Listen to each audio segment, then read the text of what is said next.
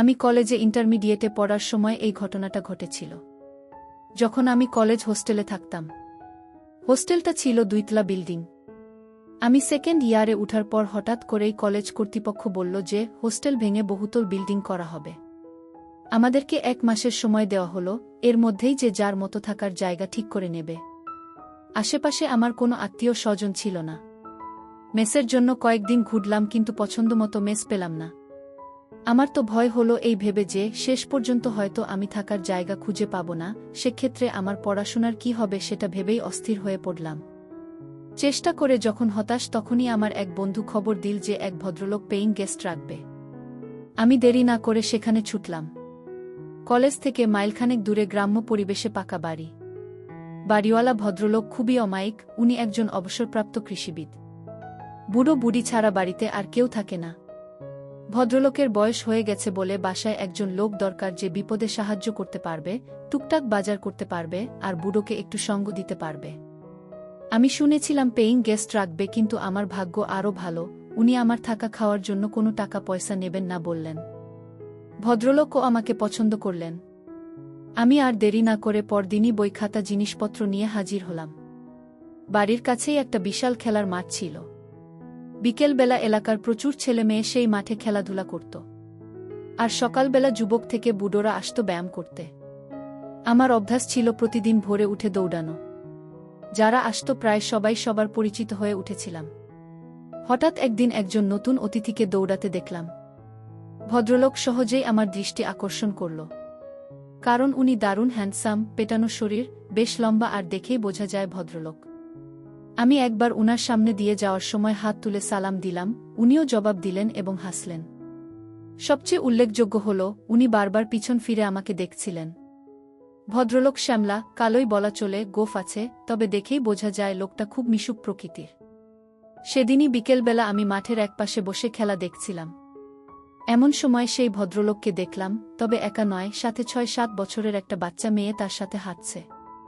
হঠাৎ করেই বাতাসে বাচ্চাটার খেলনা মাঠের মধ্যে উড়ে গেল। আমি দৌড়ে গিয়ে খেলনাটা ধরে এনে মেয়েটার হাতে দিলাম। ভদ্রলোক খুব খুশি হয়ে বললেন, ধন্যবাদ ভাই। আমি আপনাকে সকালে মাঠে দেখেছি, তাই না? আমি মুখে জবাব না দিয়ে মাথা ঝাঁকালাম। উনি হাত বাড়িয়ে দিয়ে হ্যান্ডশেক করে বললেন, আমি প্রফেসর সুনীল, আর্মিতে আছি, আর এ আমার মেয়ে কেয়া। আসুন না আমার বাসায়, জমিয়ে আড্ডা দেয়া যাবে। বেশি দূরে নয়, এই তো কাছেই। আমি কথা দিলাম যে অবশ্যই যাব। উনি বাসার লোকেশন বলে দিলেন। এখান থেকে উত্তর দিকে 5-6টা বাড়ি পরেই একটা মুদি দোকান আছে, মামুন স্টোর্স, সেটার পিছনেই আমার নেমপ্লেট দেয়া আছে। আমি চিনলাম বাসাটা, একটা একতলা বাড়ি। যাব ভেবেছিলাম, কিন্তু পরে ভুলে গেলাম। 2 দিন পর ভোরে সুনীল সাহেবের সাথে আবার দেখা, তখন আর উনি আমাকে ছাড়লেন না, একেবারে সাথে করে নিয়ে গেলেন। বাড়িটা উনার নয়, ওটা উনার শ্বশুর বাড়ি। উনার বউয়ের সাথে পরিচয় করিয়ে দিলেন। আমি সুনীল সাহেবের বউকে দেখে খুব অবাক হলাম। উনার সাথে মানায় না, শুধু বয়সে নয়, সৌন্দর্যও রাত আর দিন পার্থক্য। উনার বয়স 45-এর কাছাকাছি, কিন্তু উনার বউয়ের বয়স 25-এর উপরে হবে না। মহিলার নাম জয়িতা, আমি তাকে জয়া আপা বলে ডাকতাম, কারণ ভাই বোন সম্পর্কের মধ্যে কেউ খারাপ অনৈতিক কিছু খোঁজে না। জয়া আপা দেখতে খুবই সুন্দর, যে কোনো পুরুষের হার্টবিট বাড়িয়ে দেওয়ার মতো যথেষ্ট রূপ তার আছে। জয়া আপা বেশি লম্বা নয়, 5 ফুটের মতো হবে। কেয়া ওদের একমাত্র মেয়ে, ক্লাস 4-এ পড়ছে। নাদুস নুদুস তুলতুলে দেখতে সে, তবে ওর গায়ের রং ওর বাবার মতোই কালো আর উচ্চতায় মায়ের মতো খাটো। তবে ঝকঝকে সাদা দাঁতের হাসিটা দারুণ, সেই সাথে ওর চেহারাটাও খুব মিষ্টি। সুনীল সাহেব এতদিন চাকরিতে ছিলেন বলে জয়া আপা কেয়াকে নিয়ে বাপের বাড়িতেই আছেন। ওদের আন্তরিকতা আমাকে মুগ্ধ করল। একদিনের পরিচয়েই এই অনাত্মীয় শহরে মনে হলো এরা আমার কতকালের চেনা আত্মীয়। আমি বেশ খানিকক্ষণ গল্প করলাম, নাস্তা না খাইয়ে ছাড়ল না। আমার ক্লাস ছিল জন্য তাড়াতাড়ি চলে আসতে হলো। তবে সুনীল সাহেব আমাকে দিয়ে প্রতিজ্ঞা করিয়ে নিলেন যে সম্ভব হলে প্রতিদিন একবার যেন উনাদের সাথে দেখা করি। আমারও খুব ভালো লেগে গেল, বিশেষ করে মেয়েদের আমার সবসময় ভাল লাগে। জয়া আপার মতো সুন্দরী আর মিশুক হলে তো কথাই নেই। সেদিনের পর থেকে জয়া আপার বাসায় যাওয়া আমার প্রতিদিনের ডিউটি হয়ে গেল, বিশেষ করে টিভি সিরিয়াল দেখার জন্য। তাছাড়া ভিসিআর আছে, মাঝে মাঝে হিন্দি ছবিও দেখা হয়। ছুটি শেষে সুনীল সাহেব তার কর্মস্থলে ফিরে গেলেন। তবে আমার যাতায়াত বন্ধ হলো না। সাধারণত আমি রাত ৮টার দিকে যেতাম টিভিতে নাটক দেখার জন্য। কেয়া ইতিমধ্যেই আমার সাংঘাতিক ভক্ত হয়ে গেছে। আমি গেলে আমাকে ছেড়ে নড়তেই চায় না। আর সাংঘাতিক গা ঘেঁষা স্বভাব মেয়েটার। যতক্ষণ থাকবো আমার কোলে বসে থাকবে, না হলে পিঠে চাপবে। আমি বেল বাজাতেই ছুটে এসে কেয়াই দরজা খুলে দেয়। আমি ঘরে ঢুকে সোফায় বসার সাথে সাথে আমার কাছে এসে গলা ধরে। আমিও ওকে কাছে টেনে ধরি। কেয়া শুধু খিলখিল করে হাসে।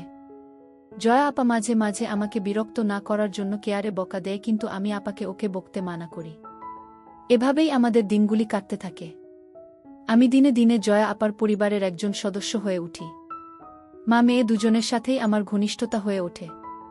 তবে আমি একজন মেয়ে লোভী হলেও কেয়ার সাথে আমার সম্পর্ক ছিল একেবারেই নির্ভেজাল, স্বাভাবিক। আমার মনে ওই বাচ্চা মেয়েটা সম্পর্কে কোনো খারাপ উদ্দেশ্য ছিল না। এমনকি জয়া আপাকে আমি খুবই সম্মানের চোখে দেখতাম। এক কথায় ওই পরিবারের সাথে আমি একেবারেই সুস্থ স্বাভাবিক একটা সম্পর্ক গড়ে তুলতে চেয়েছিলাম। কিন্তু আমার দুর্ভাগ্য আমাকে সেটা হতে দিল না। জানি না কেন, আমি যেখানেই যাই সেখানেই কোনো মেয়ে মানুষের সাথেই আমার সম্পর্ক সঠিক পথে থাকে না। এখানেও থাকল না। ৩ মাস পরের কথা। তখন শীতকাল এসে গেছে। আমি সচরাচর বাসায় লুঙ্গি পরি এবং জয়া আপার বাসায়ও লুঙ্গি পরেই যাই।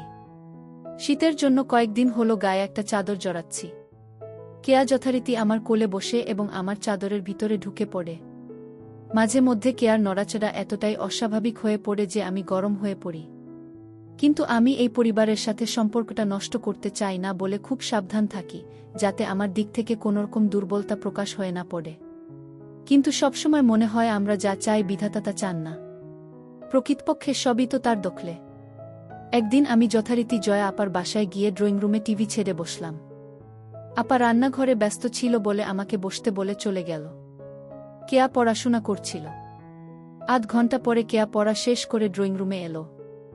আমাকে দেখেই ছুটে এসে আমার 2 পাশে পা দিয়ে কোলে বসে চাদর সরিয়ে।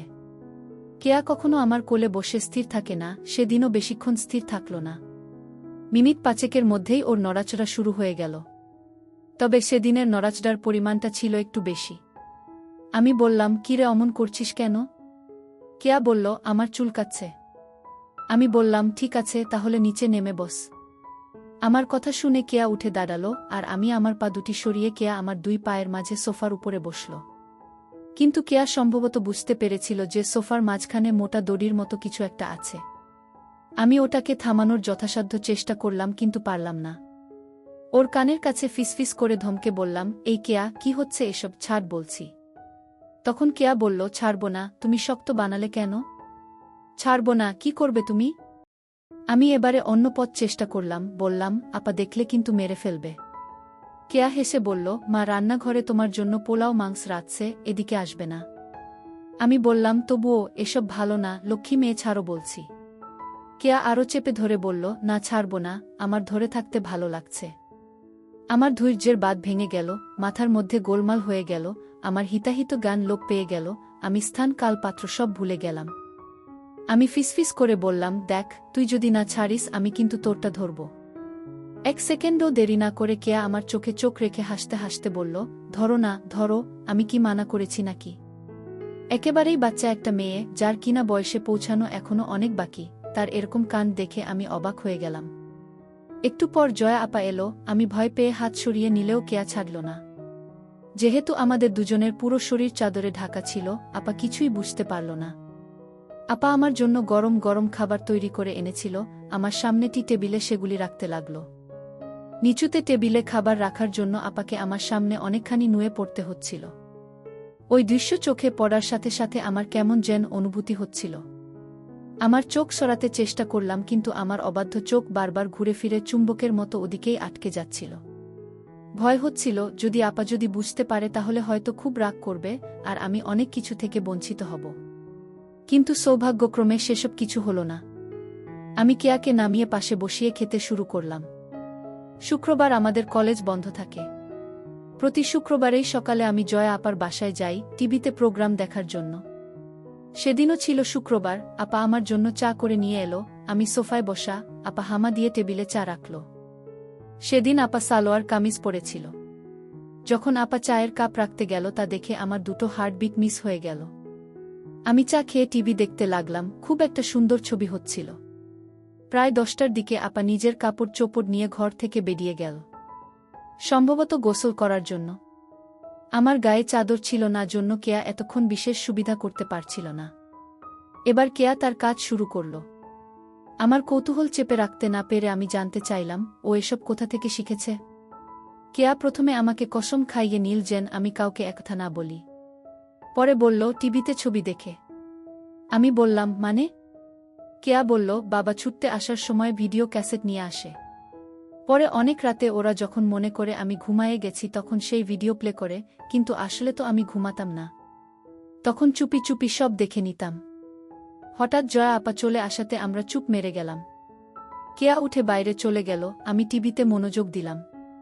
আমি যেখানে বসেছিলাম সেখান থেকে জয়া আপার ড্রেসিং টেবিল আড়ালে হলেও ড্রেসিং টেবিলের সামনে কেউ দাঁড়ালে সরাসরি তাকে দেখা না গেলেও আয়নার মধ্যে তাকে পরিষ্কার দেখা যায়।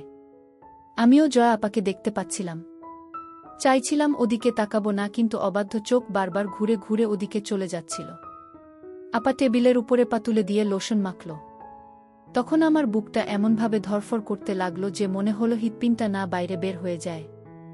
আমার মনে হলো আমি যে আয়নার মধ্যে তাকে দেখছি সেটা সে জানে, আর আমাকে নিজেকে দেখানোর জন্যই সে ইচ্ছে করে অনেক সময় নিয়ে নিচ্ছে। হঠাৎ করে আমার মাথার মধ্যে বিজলি খেলে গেল, কেয়ার বলা কথাগুলো মনে পড়ে গেল। আমি জয়া আপার কার্যকলাপের মধ্যে পরিষ্কারভাবে ভিন্ন কিছু বুঝতে পারলাম, আর তার টার্গেট আর কেউ নয়, আমি। মুখে ভাই ডাকলেও তার আসল উদ্দেশ্য অন্য কিছু। কেয়ার কথায় বুঝতে পেরেছি যে কোনো কারণেই হোক সুনীল বাবু অক্ষম। সেক্ষেত্রে আপার ক্ষুধার্ত থাকাটা স্বাভাবিক। কিন্তু কেয়ার সাথে আমি যেভাবে আটকে গেছি তাতে মা মেয়ে দুজনকেই। না না, সেটা সম্ভব নয়। এটা আমি পারব না। সিদ্ধান্ত নিলাম, হয় কেয়া না হয় আপা থেকে আমাকে দূরে থাকতে হবে। সেদিনের মতো আমি দ্রুত আপার বাসা থেকে চলে এলাম। পরের 3-4 দিন ইচ্ছে করেই আমি আপার বাসায় গেলাম না। পরের দিন বিকেলবেলা যখন আমি গেলাম আপা খুব রাগ করল। আমি অজুহাত দেখালাম যে সামনে পরীক্ষা সেজন্যে আসিনি, আর তাছাড়া আমার বাড়িওয়ালা আর তার বউ একটা নিমন্ত্রণ খেতে গেছে 4-5 দিনের জন্য, তাই বাড়ি ছেড়ে আসতে পারিনি। আমি সেদিনও তারা দেখালাম যে আমি বাড়িতে একা আছি, তাই বেশিক্ষণ থাকা যাবে না, চুরি টুরি হতে পারে, আমাকে তাড়াতাড়ি ফিরতে হবে। আপা আমার সব কথা বিশ্বাস করল। আসলে বাড়িওয়ালা সেদিনের জন্য দাওয়াত খেতে গেছিল। আমি এদিকে কেয়ার সান্নিধ্য মনে প্রাণে চাইছিলাম। আর তাছাড়া এ কয়দিন কেয়ার হাত দিয়ে কাজ চালিয়েছি, চোখের দেখা দেখিনি, তাই এটাই সবচেয়ে বড় সুযোগ, বাড়িতে আমি একা। কেয়াকে সাথে নিয়ে যাওয়ার কথা বলতেই আপা রাজি হয়ে গেল। কেয়াও বোধ হয় এটাই চাইছিল, সেও খুশি মনে আমার সাথে চলে এলো। বাড়িওয়ালা দাওয়াত খেতে গেছে, আসবে সেই গভীর রাতে। আমি কেয়াকে নিয়ে ঘরে ঢুকে দরজা বন্ধ করে দিলাম। আগেই কেয়ার জন্য কিছু চকলেট এনে রেখেছিলাম, সেগুলি ওকে দিয়ে আমি শুয়ে পড়লাম। কেয়া আমার উপর মাথা রেখে চকলেট খেতে লাগল। কেয়া বলল, এই চকলেট মিষ্টি না, দেখি আমার আসল চকলেট খাই। আমি আমার কাজকর্ম শেষ করে কেয়ারে তার বাসার গেট পর্যন্ত এগিয়ে দিলাম। যাওয়ার পথে কেয়াকে বললাম যে আমি পরীক্ষার পড়া নিয়ে কয়েকদিন ব্যস্ত থাকব, তাই ওদের বাসায় যেতে পারব না। আমার মাথায় আরেক ফন্দি এলো, তাই কেয়াকে বললাম, যদি পারিস তুই নিজেই সকালে চলে আসিস।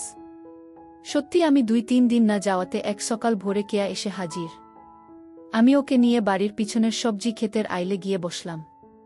ওখানে সকালের রোদটা লাগে, আর জায়গাটা নির্জন, সচরাচর ওদিকে কেউ যায় না। আবার দুজনে কাজ শুরু করলাম। ঠিক তার পরের দিনই কেয়া দুঃসংবাদটা দিল। সুনীল বাবু কোয়ার্টার পেয়েছেন, কেয়ারা খুব শীঘ্রই ঢাকায় চলে যাচ্ছে। কেয়া খবর দিল যে জয়া আপা আমাকে দেখা করতে বলেছে। আমি দ্রুত জয়া আপার সাথে দেখা করলাম। আপা আমাকে তার স্বামীর লেখা চিঠি পড়তে দিল। সুনীল বাবু আসতে পারবেন না, তাই আমাকে অনুরোধ করেছেন কেয়া আর আপাকে ঢাকার গাড়িতে উঠিয়ে দেওয়ার জন্য। জয়া আপার সকল প্রস্তুতি আগে থেকেই নেওয়া ছিল। আমাকে পরের দিনের টিকিট আনতে বলল। আমি পরের দিনের ট্রেনেই আপা আর কেয়াকে তুলে দিলাম। আমার কেন যেন মনে হলো আপা আমার উপর রাগ করেই তাড়াহুড়ো করে চলে গেল। অনার্স করার পরে পারিবারিক জটিলতার কারণে আমার আর গতানুগতিক লেখাপড়া করা সম্ভব হচ্ছিল না। তাই বিদেশ যাবার উদ্দেশ্যে কর্মমুখী শিক্ষা নেয়ার জন্য ঢাকার একটা বড় নামকরা কারিগরিতে ভর্তি হলাম। এক বন্ধুর সাথে মেসে থাকতাম। ঢাকায় আসার পর থেকেই জয়া আপা আর কেয়ার সাথে দেখা করার এক অদম্য আগ্রহ থাকলেও কারিগরি ইনস্টিটিউটের কঠিন নিয়মকানুনের জন্য হয়ে ওঠেনি। কারণ সকাল ৮টা থেকে দুপুর ২টা পর্যন্ত ক্লাস করতে হতো, তারপরে মেসে ফিরে পরের দিনের হোমওয়ার্ক করতে হতো, সপ্তাহে শুধু শুক্রবারে ছুটি থাকত। ১-২ দিন বেশি ছুটি পেলেই বাড়িতে যেতে হতো টাকার জন্য, এসব কারণে আর হয়ে ওঠেনি। সবচেয়ে বড় সমস্যা হলো, জয়া আপাদেরকে তো খুঁজে বের করতে হবে, আমি সুনীল বাবুর ঠিকানা জানি না।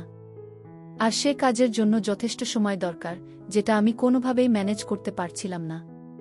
হঠাৎ করে কারিগরি ইনস্টিটিউট ২ সপ্তাহের জন্য বন্ধ হয়ে গেল। আমি বাড়ি যাওয়া বাদ দিয়ে কেয়াদের খুঁজে বের করার জন্য মনস্থির করলাম। অনেকদিন কিছু হয় না, মনটা বড়ই আওলা লাগতেছিল। আমি ছুটির কথা বন্ধুকে বললাম, কিন্তু বাড়ি যাব না সেটা বললাম না। পরের দিন বন্ধু কাজে বেরিয়ে যাওয়ার সময় শুধু জানালাম, আমি হয়তো বাড়ি চলে যেতে পারি। প্রথমেই গেলাম ঢাকা, পুরান ঢাকার প্রফেসর কোয়ার্টার্স এলাকায়। ঢুকতেই গার্ডদের বসার রুম, সেখানে জিজ্ঞেস করে জানতে পারলাম সুনীল বাবু অনেক আগে কোয়ার্টারে থাকতেন। পরে তিনি মিশনে বিদেশ চলে যান। বিদেশ থেকে ফিরে ঢাকায় বাড়ি কিনেছেন, উনার পরিবার সেই বাড়িতেই থাকে। কিন্তু তারা সেই বাসার ঠিকানা দিতে পারল না, তবে আমাকে প্রফেসর হেডকোয়ার্টারে খোঁজ নেবার পরামর্শ দিল। আমি হেডকোয়ার্টারে গিয়ে খোঁজ নিলাম। সুনীল বাবুর প্রমোশন হয়ে এখন তিনি লেফটেন্যান্ট কর্নেল, বাসার ঠিকানা পাওয়া গেল। আমি কোনো দ্বিধা না করে সোজা চলে গেলাম মিরপুরের সেই বাসায়। সহজেই পাওয়া গেল, নম্বর মিলিয়ে ৬তলা বিল্ডিং এর সামনে যেতেই বসবাসকারীদের নেমপ্লেট চোখে পড়ল, সেখানে সুনীল বাবুর নামও আছে। আসলে সুনীল বাবু বাড়ি নয়, ফ্ল্যাট কিনেছেন। নামের পাশেই ফ্ল্যাটের নাম্বার দেয়া। ৫ তলায় সুনীল বাবুর ফ্ল্যাট। ৫ তলায় গিয়ে সুনীল বাবুর নাম লেখা দরজার বেল চাপতেই ভিতর থেকে আওয়াজ পেলাম, কে? জবাব না দিয়ে দাঁড়িয়ে রইলাম। কিছুক্ষণ পর দরজা খুলে গেল। কেয়াকে চিনতে একটু কষ্টই হলো, রাস্তায় দেখলে চিনতে পারতাম না। চেহারার আদলটা আছে, আর সব কিছু পাল্টে গেছে। বেশ লম্বা আর একটু মোটা হয়েছে কেয়া। আমাকে দেখেই চোখ কপালে তুলে একটা চিৎকার দিল, ও মা, দেখো কে আসছে। জয়া আপা ছুটে এলো, আমাকে দেখেই কাছে টেনে নিল। বাসায় ঢোকার পর একটু অভিমান, একটু রাগ, কেন আসিনি, কেন খবর রাখিনি, এইসব চলল অনেকক্ষণ ধরে। বিকেলে সুনীল বাবু ফিরেও এক চোট বকা দিলেন। কিন্তু আদরের সীমা নেই, যেন জামাই আদর। আপা আমাকে কি কি রান্না করে খাওয়াবে সেটা নিয়ে ব্যস্ত হয়ে গেল। বিকেলবেলা আপা প্রফেসরদের বউদের নাকি একটা ক্লাব আছে, সেখানে চলে গেল। পরে কেয়া আমাকে বলল, আপা ফিরবে সন্ধ্যার পর। আপা গেলেও সুনীল বাবু বাসায় রইলেন। সেদিন আর কেয়াকে একা পেলাম না। তবে চোখে চোখে আমাদের অনেক কথা হয়ে গেল। এভাবে একটা দিন গেল। এতদিন পরে এলেও কেয়ার মাঝে আমার জন্য ব্যাকুলতা দেখে ভালো লাগলো। যাক, শেষ পর্যন্ত এত কষ্ট করে খুঁজে বের করা সার্থক হবে বলে মনে হচ্ছে। সৌভাগ্য কাকে বলে। পরদিন সকালে অফিসে যাবার ঘণ্টাখানেক পর বাসায় ফিরে সুনীল বাবু ঘোষণা দিলেন উনাকে এক্ষুনি বান্দরবান যেতে হবে, ওখানে কি যেন একটা ঝামেলা হয়েছে। আধা ঘণ্টার মধ্যে নিচে গাড়ি এসে হর্ন দিল, উনি চলে গেলেন। যাবার আগে আমাকে অনুরোধ করে বলে গেলেন আমি যেন উনি না ফেরা পর্যন্ত না যাই। মনে মনে বললাম, আমিও তো সেটাই চাই। কেয়া সকালে স্কুলে গেছে, আসবে 2টার দিকে। বাসায় আমি আর জয়া আপা একা, আপা রান্নাঘরে ব্যস্ত রান্না নিয়ে। রান্না শেষে আপা আমাকে গোসল করে নিতে বলল। আমি গোসল থেকে বের হলে আপা গেল গোসল করতে। এ ফ্ল্যাটে গেস্ট রুম আছে, কাজেই আপা বেডরুমে আর আমি গেস্ট রুমে। টেবিলে খাবার দেবার সময় খেয়াল করলাম আপার লোভী চোখ আমাকে কেবল দেখছে আর দেখছে, যেন গিলে খাবে। খাওয়া শেষ করে আপা আমাকে বলল, তোর সাথে আমার কিছু কথা আছে কি? আমি ব্যস্ততার ভান করে বললাম, আপা আছি তো বেশ কিছুদিন, পরে শুনব। আমি বুঝতে পেরেছিলাম আপা আমাকে কি বলতে চায়। আপা বলল, আচ্ছা ঠিক আছে, তুই রেস্ট নে, আমি একটু বেরুব, একটু পরেই কেয়া চলে আসবে। আমি গেস্ট রুমে ফিরে এলাম। আপা সেজেগুজে যাওয়ার সময় আমার সাথে দেখা করে দরজা লাগাতে বলল। আপাকে কেমন যেন বিষণ্ণ লাগছিল। 2টার পরই কলিং বেল বাজল। দরজা খুলে দিতেই কেয়ার হাসি মুখ দেখতে পেলাম, খুশিতে চমকাচ্ছে। ঘরে ঢুকেই বলল, বাবা আসেনি? ওর বাবার বান্দরবান যাওয়ার কথা ওকে জানালাম। শুনে আরও বেশি খুশি হলো, আমাকে নিয়ে নাচতে লাগল আর গান গাইতে শুরু করল। কেয়া বেশ লম্বা হয়েছে। মনে হলো মাঝের এই 5টি বছর কেয়ার কাছে 5টি দিনের মতো। কেয়া সেই আগের মতোই আছে, একটুও বদলায়নি। আমাকে চকাস চকাস করে অনেকগুলি হামিং দিয়ে বলল, মামা ওয়েট করো, আমি আসছি। কেয়া দৌড়ে ওর রুমে চলে গেল, স্কুল ড্রেস খুলে স্কার্ট আর টি শার্ট পরে এলো। এসেই ঘোষণা দিল, মামা চলো আজ আমরা একসাথে গোসল করব। আমি অবাক হয়ে বললাম, বলিস কি? কেয়া বলল, হ্যাঁ, এটা আমার অনেক দিনের স্বপ্ন। তোমাকে নিয়ে আরও কত যে স্বপ্ন আমার এই ছোট্ট বুকের মধ্যে গেঁথে রেখেছি সেটা তুমি কিভাবে বুঝবে? এতগুলি বছর পরে তুমি এলে, আর আমি তোমাকে প্রতিটা দিন মিস করেছি। কেয়া কাঁদতে লাগল, চোখের পানি মুক্ত বিন্দুর মতো ঝরে পড়ছিল। একটু স্থির হয়ে আবার আমাকে তাড়া দিল, কই চলো, বললাম না দুজনে একসাথে গোসল করব? আমি বললাম, কিন্তু আমি তো গোসল করে নিয়েছি গু। কেয়া বলল, তাতে কি, আবার করবে? আমি বললাম, তুই সত্যিই একটু বদলাসনি, কেবল বড়ি হয়েছিস গু। কেয়া হাসল, বলল, বড় তো হয়েছিই তোমার জন্য, তখন যা পারোনি, এখন সব উসুল করে নাও, তোমাকে সব উজাড় করে দেব, এটা আমার অনেক দিনের আশা। আমি কেয়াকে বললাম, একটা সত্যি কথা বলবি? তুই কি এখনো প্যাকেট আছিস? কেয়া বড় বড় চোখ করে আমার দিকে তাকিয়ে বলল, মামা, তুমি তোমার কেয়াকে চেনো না? তুমি ছাড়া ওই দুনিয়ায় আর কে আছে যে আমার কষ্ট বুঝবে? আমি তো তোমার জন্যই সব জমিয়ে রেখেছি। আমাদের প্রথম প্রথম একটু কষ্ট হলেও পরে আমাদের মজা চলে এলো। সন্ধ্যার একটু পর জয়া আপা আসলো, জানালো আজ কাজের চাপ কম ছিল বলে তাড়াতাড়ি আসতে পেরেছে। রাতে জয়া আপার কি যে হলো আমি বলতে পারবো না, কিন্তু সে যেটা করল তা আমাকে ওই রাতটা সারা জীবনের মতো স্মরণীয় করে দিল। অন্যান্য দিনে রাতে মশারি টাঙানোর জন্য এসে আপা যদিও মশারি গোজার সময় আমাকে হালকা ছুঁয়ে চলে যায়, কিন্তু আজ এমন করছে কেন? মাথার মধ্যে আমার চিন্তার ঝড় বয়ে যাচ্ছে, একটা দ্বন্দ্ব চলছিল, আপার কথা রাজি হব নাকি হব না। শেষ পর্যন্ত সিদ্ধান্ত নিলাম, না, রাজি হব না। ও তো কেয়ার মা, আমি তার কথা কিভাবে রাজি হই? তাকে যে আমি বড় শ্রদ্ধার চোখে দেখি। আমি বললাম, আপা, আমি তোমার কথা রাখতে পারবো না। আপা রেগে বলল, কেন রাখতে পারবি না শুনি? আমাকে বলতেই হবে, যদি তুই সুনির্দিষ্ট কারণ দেখাতে পারিস। কথা দিচ্ছি, আমি এখান থেকে চলে যাব, না হলে আজ তোকে আমার কথা রাখতেই হবে। আর তুই কি ভাবিস আমাকে? হ্যাঁ, আমার চোখ কান সব বন্ধ। তুই আর কেয়া যে ডুবে ডুবে জল খাচ্ছিস আমি বুঝি পাই না? আমার মাথায় যেন বজ্রপাত হলো, হাঁ করে রইলাম। আপা আমার অবস্থা দেখে বলল, সেটাই তো বলি, ভাবছিস মা আর মেয়েকে একই সাথে কিভাবে? আমি সম্বিত ফিরে পেয়ে বললাম, হ্যাঁ তাই তো, কেয়া তোমার মেয়ে, আর তুমি যখন জানোই যে আমি আর কেয়া কি করছি, তাহলে আমাকে এমন কথা বলতে তোমার লজ্জা করল না? আপা বলল, তুই কি ভাবিস আমি কিছুই জানি না, বুঝি না?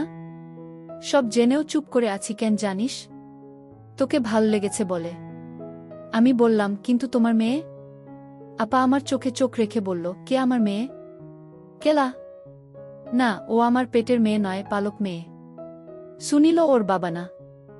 এবার একবার আমার চমকাবার পালা। বললাম, তাহলে? আপা আমাকে দিয়ে কসম খাওয়ালো, বলল যে এসব কথা আমি কেয়াকে যেন না বলি। পরে বলল, কেয়া সুনীলের বোনের সন্তান।